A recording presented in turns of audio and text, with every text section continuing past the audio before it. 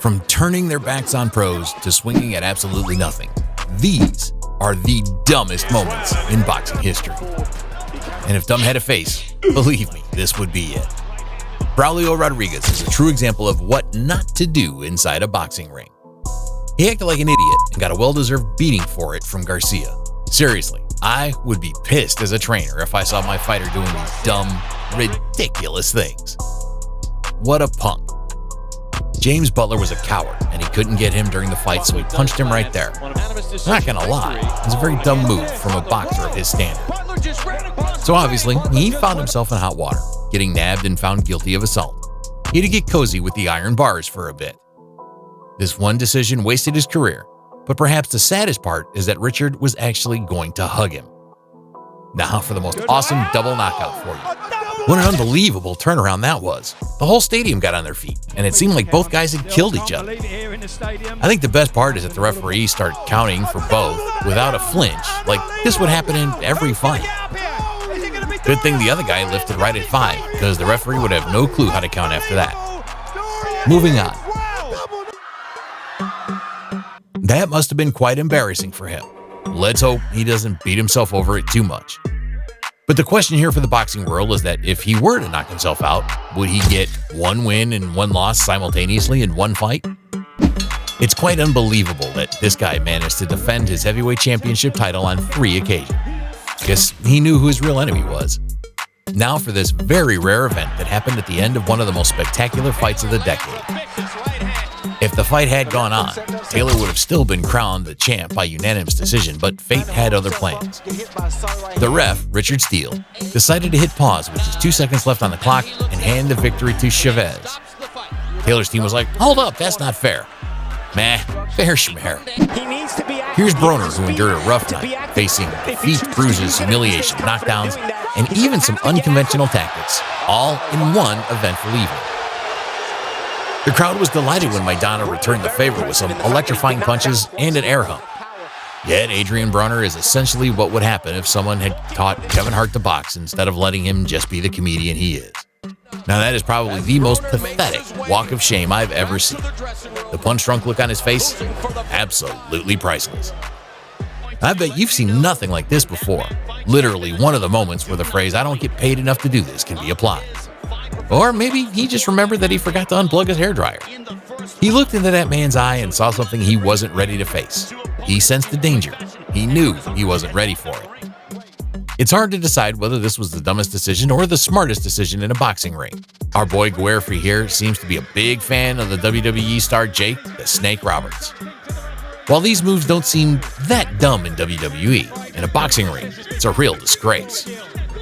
Guerfi hit Jill with a DDT, and the guy still comes back to win by KO. Absolutely sensational. Next, I've got one of the most embarrassing entrances followed by an awful performance in boxing. Big Shot can't probably bet against himself so he could get more money than the winner. An embarrassing entrance followed by an even more humiliating finish. But nothing can make Big Shot Camper lose his swagger. What an idiot. Looks like Jordan Tai here got a little too excited after landing a few solid punches on Blockborn. I don't know. Maybe he had too much Red Bull that day. Bro thought he could fly. This was totally the dumbest early celebration ever. And now, for the dumbest entrance in boxing history.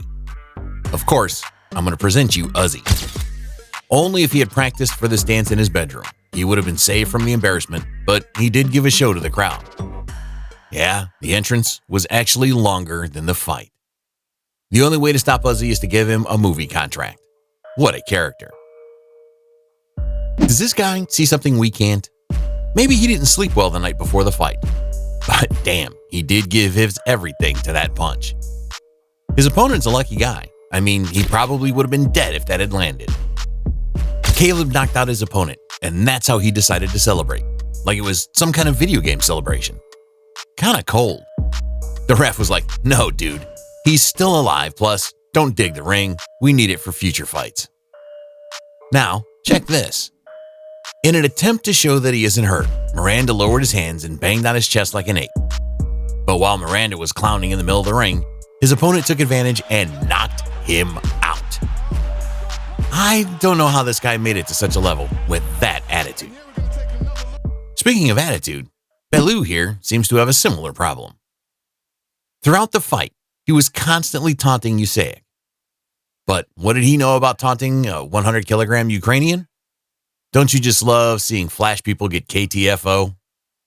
Bellew thinks he's a nutter. Even after the fight, he insisted that the punch wasn't forceful. However, the sight of blood streaming from his nose suggested otherwise. But if you think trash talking is dumb, watch what Hannon pulls up next. You know you're a garbage boxer when the only punch you land in the entire fight comes before the bell rings. You think Hanan has ever watched this and thought to himself, man, I look so stupid. Honestly, I'm glad he got what he deserved. This type of shitty behavior has no place on the professional stage. And next, don't invite your opponent to punch you in the face if you're not Sean O'Grady. Asking a professional boxer to punch you is like asking a comedian to roast you. It'll make you wish you didn't leave the house that day. But it seems like it was O'Grady's lucky day, because even after such dumb and cocky moves, O'Grady was able to land a big right on Beard that sent him crashing into the ropes. And now, I present you the dumbest of them all, Mr. Hatton, who decided to turn his back on Mayweather. I mean, what was he thinking? Disrespecting Mayweather like that can only lead to one thing: straight, brutal punches on the face. Ouch. Ricky's the only fighter I've seen that defends with his face. And that's all for this video full of the dumbest moments in boxing history. Which beatdown did you enjoy the most? Let us know in the comments below. If you enjoyed this video, you know what to do. Go on, hit that subscribe button, and I'll catch you in the next one.